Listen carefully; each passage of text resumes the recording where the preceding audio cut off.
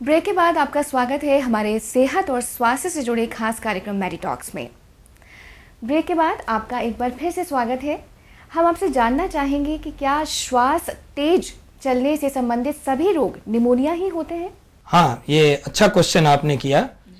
और आम जो जनता है वो भी यही समझती है कि हर तेज श्वास चलने वाला केस निमोनिया का है। मैं अब ये आप लोगों को अच्छी तरह से लक्षणों को बता दूंगा कि ये निमोनिया के लिए क्या जरूरी है होना। तेज श्वास का चलना एक प्रमुख कारण है, लेकिन ऐसी और भी बीमारियां हैं जिनमें तेज श्वास चलते हैं लेकिन वो निमोनिया नहीं है। और ज़्यादातर केस तेज श्वास चलने वाले आते हैं हमारे क्लिनिक में, वो निमोनिया नहीं होते हैं। जांच करने के बाद पता चलता है कि वो और ही बीमारी है।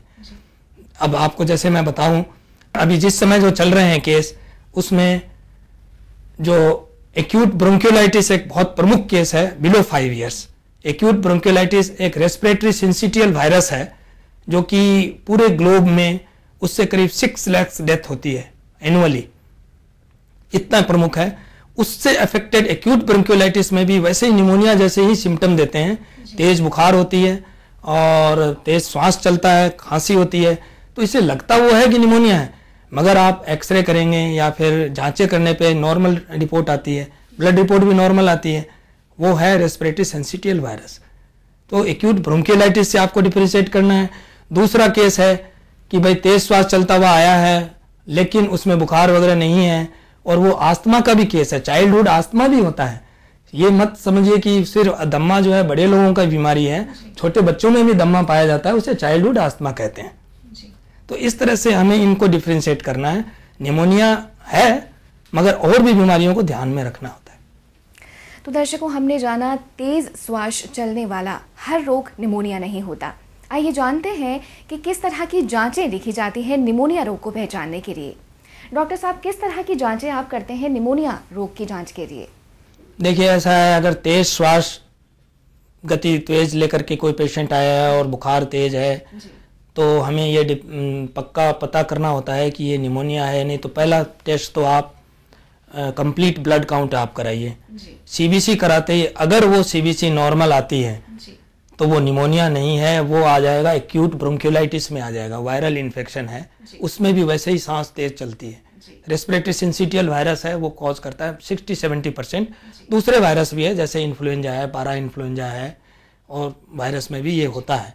तो सबसे पहला तो यही 2 डिफरेंशिएट हो गया, कंप्लीट ब्लड काउंट। फिर आप एक्सरे लीजिए, एक एक्सरे चेस्ट पीए व्यू लेते हैं, तो एक्सरे में भी अगर निमोनिया होता है तो एकदम डेफिनेट फाइंडिंग आती है। अगर निमोनिया नहीं है तो उसमें एकदम नॉर्मल आएगा, बिल्कुल नहीं आएगा। और अगर एक्यूट ब्रोंकियोलाइटिस होगा तो इम्फिसीमेटस चेंजेज आएगा, मतलब हवा भर जाती है लंग्स में, जैसे हवा भर जाती है तो इम्फिसीमा बोलते हैं। तो वो क्यों आती है? क्योंकि जो एयरवेज होते हैं रेस्पिरेटरी सिंसिटियल वायरस ब्रोंकियोलाइटिस में, वो एयरवेज में वाल्व की तरह काम करने लग जाते हैं।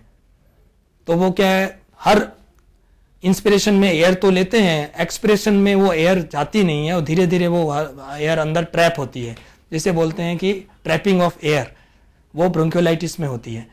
तो उसमें कंसोलिडेशन का पिक्चर नहीं आता है, इम्फिसीमा का पिक्चर आता है एक्सरे में। एक्सरे के बाद में आपको निमोनिया के आपको प्रकार अगर वायरल जानना है या कुछ है तो ये आप नेजोफेरेंजियल स्वाब लेते हैं, जिससे कि डिटेक्ट करते हैं आप, जो पीसीआर टेस्ट से वायरस का डिटेक्शन हो सकता है। फिर आप एमटी टेस्ट भी कीजिए, ट्यूबरकुलर निमोनिया भी हो सकता है। और भी स्पेसिफिक टेस्ट भी कई होते हैं जिसमें आप स्प्यूटम कल्चर वगैरह कर सकते हैं कि भाई कौन सा बैक्टीरिया है।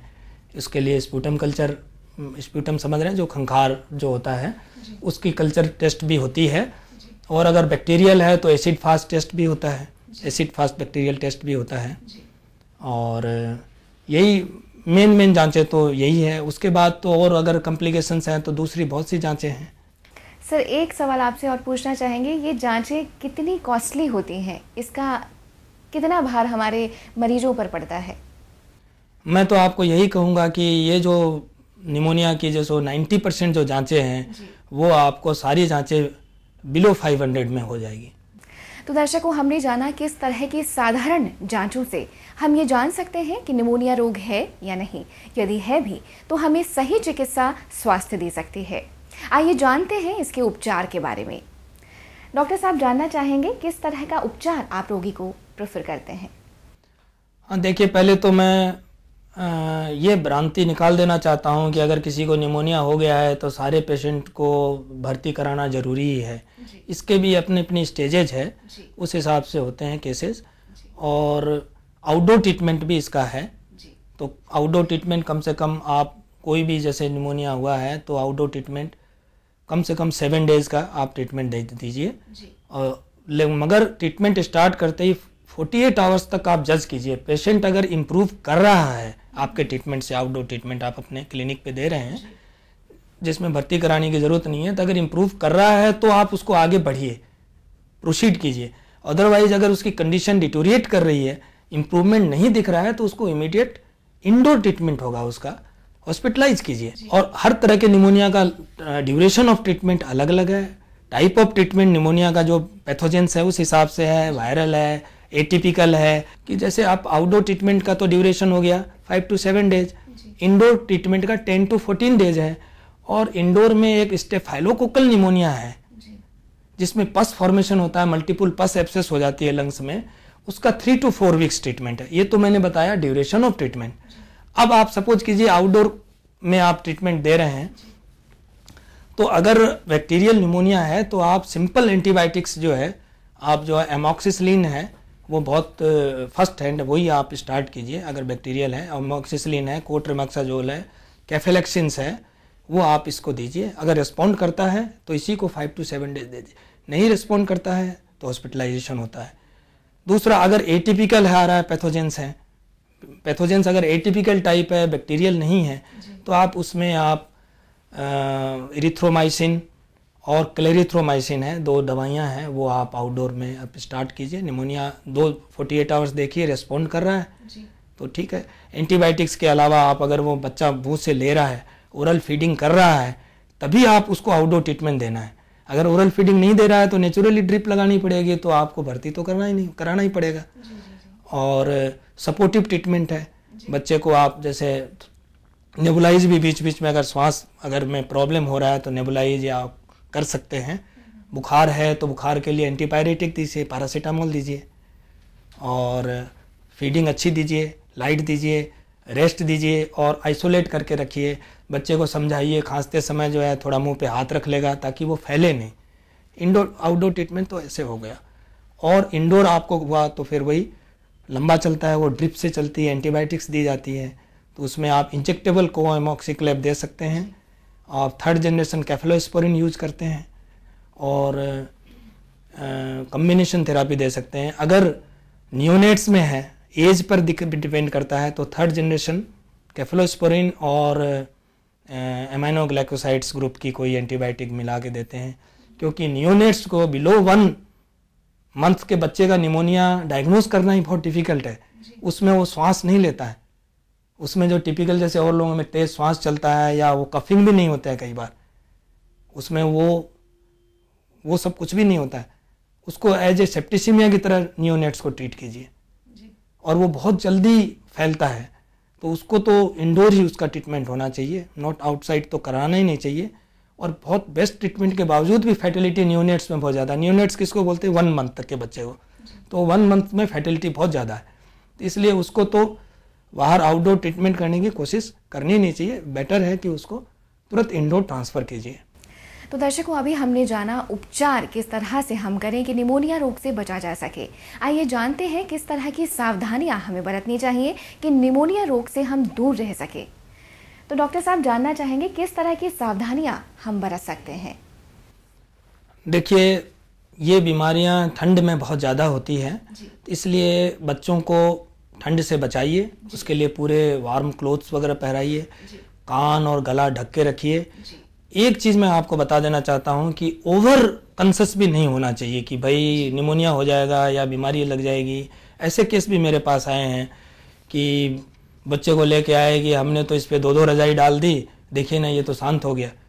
तो छोटे बच्चे होते हैं, लोग ओवर कंसस होकर के बच्चे के ऊपर में, हमारे पास ऐसे केस आए हुए हैं कि सोया हुआ है बच्चा छोटा, वो बोल भी नहीं सकता है, 2 महीने का 1 महीने का बच्चा क्या बोलता है, उसके ऊपर में 2 रजाई मुंह पर ढक दिया तो उसका दम घुट गया। ऐसा काम ना करें। आप पूरा कवर कर दें, 2-2 टोपी पहरा दें, सिर्फ ये मुंह खोल के रख के मुंह पर एक पतली चादर रख दीजिए ताकि बच्चा सांस ले सके। दूसरी सावधानी ये है करते हैं, रात में माँ दूध पिलाती हैं तो रात के टाइम में उठ के दूध पिलाइए। ऐसे केस भी आए हैं कि भाई सोए सोए दूध पिलाने से कई बार एक्सफिक्सिया हो जाती है, दब जाता है बच्चे का मुंह। एक झपकी अगर माँ की लगी, एक झपकी में उसके ऊपर में ब्रेस्ट से ही उसका मुंह दब जाता है छोटे से बच्चे का, और बच्चे के दम घुट सकता है। ये सावधानी रखना है। और यूं भी बैठ के ही दूध पिलाना ही एक अच्छी क्रिया है। रात में 1-2 बार तो पिलाना ही पड़ता है, इसका ध्यान रखिए। ओवर क्राउडिंग मत कीजिए कहीं भी, जैसे एक ही कमरे में 8-10 जने सोना और अंदर में अलाव जगाना, ये तो बिल्कुल ही नहीं करना चाहिए। जैसे कमरे के अंदर में सिगरी या ये सब चीज़ें तो बिल्कुल ये खतरनाक है, इससे एक्सफिक्सिया होती है। एक्सफिक्सिया नहीं तो रेस्पिरेटरी बीमारी तो हो ही जाएगी। और जो भी बीमार है, खांसी की कोई भी छोटी भी बीमारी है, वही भी निमोनिया बनता है। पहले तो कफ ही होता है, हल्का इन्फेक्शन होता है, गले से उतरता है, नीचे आता है। तो इसलिए कोई भी खांस रहा हो उससे दूर हटिए। या फिर उनको, जो खांसने वाले को भी सोचना चाहिए कि आगे कम से कम इस तरह से हाथ दे लें कि भाई यहाँ खांसते समय वो चारों तरफ ड्रॉपलेट फैले नहीं। एक खांसने वाला कम से कम 12 फीट दूर बैठे हुए आदमी को वो इन्फेक्शन दे सकता है, 12 फीट तक वो उसके बैक्टीरिया वहाँ तक जाते हैं। तो वो ध्यान रखना है। बच्चे को स्वास्थ्य के लिए जागरूक करें। उसका माल न्यूट्रिटेड बच्चा है, दुबला पतला है, उसको भी बीमारी ज़्यादा पकड़ती है, तो अच्छा खान पान दुरुस्त रखें, न्यूट्रिशन पर ध्यान दें बच्चे के। और बच्चे को हमेशा हर चीज़ टाइमली फीड वगैरह जो है बराबर, उसका फूड जो है अपना अलग होना चाहिए। ये नहीं कि घरों में हर में ये देखा जाता है कि जा करके सबके साथ थोड़ा थोड़ा खाता रहता है, तो पता ही नहीं चलता है कि उसको क्या न्यूट्रिशन होना चाहिए। अगर बच्चा हेल्दी है और न्यूट्रिशन है, अच्छा न्यूट्रिशन है, तो निमोनिया और ये सब बीमारियों से उसकी रोग प्रतिरोधक क्षमता बहुत अच्छी होती है, नहीं पकड़ सकता है। ये पकड़ता ही ये कमज़ोर को है। तो बच्चे को कमज़ोर होने ही मत दीजिए। और कमज़ोर को तब नहीं होने देंगे कि आप उसकी फीडिंग, उसके न्यूट्रिशन पर ध्यान देंगे, उसका इम्यूनाइजेशन कराइए। रेगुलर इम्यूनाइजेशन भी ज़रूरी है। जैसे एच इन्फ्लुएंजा निमोनिया है या न्यूमोकोकल वैक्सीन्स भी आते हैं आजकल, लग रहे हैं उनको, तो हमारे जो IAP के इम्यूनाइजेशन टाइम टेबल में एसेंशियल भी कर दिया है कि 1.5 महीने, 2.5 महीने और 3 महीने पे न्यूमोकोकल वैक्सीन्स लग रहे हैं। और हीमोफिलस इन्फ्लुएंजा वाला वैक्सीन्स भी लग रहा है। ये लगाने से एटलीस्ट कम से कम 40-60% निमोनिया जो मेन है, न्यूमोकोकल निमोनिया तो नहीं होगा, हीमोफिलस इन्फ्लुएंजा निमोनिया है वो नहीं होगा। उसके टीके लगवाएं आप। और भी सावधानियां रखिए। डस्ट में बाहर खेलना कूदना, गंदगी से बचिए, घर की साफ सफाई बढ़ाइए। साफ सफाई और गंदगी का ये तो ये रोग है। तो डॉक्टर साहब बहुत बहुत धन्यवाद, आपने बहुत ही अहम जानकारी हमें दी, अपना अमूल्य समय हमें दिया, इसके लिए हम आपके बहुत बहुत शुक्रगुजार हैं। Thank you. तो दर्शकों, ये थे वरिष्ठ शिशु रोग विशेषज्ञ डॉक्टर अभय कुमार सुराना जी। आज हमने जाना निमोनिया रोग के बारे में, मौसमी बीमारियों के बारे में, थोड़े से बचाव से हम इन सब से बच सकते हैं। जी हाँ, फिर जल्द आपसे मुलाकात होगी किसी नए रोग और उपचार को लेकर। तब तक के लिए इजाज़त दीजिएगा। नमस्कार।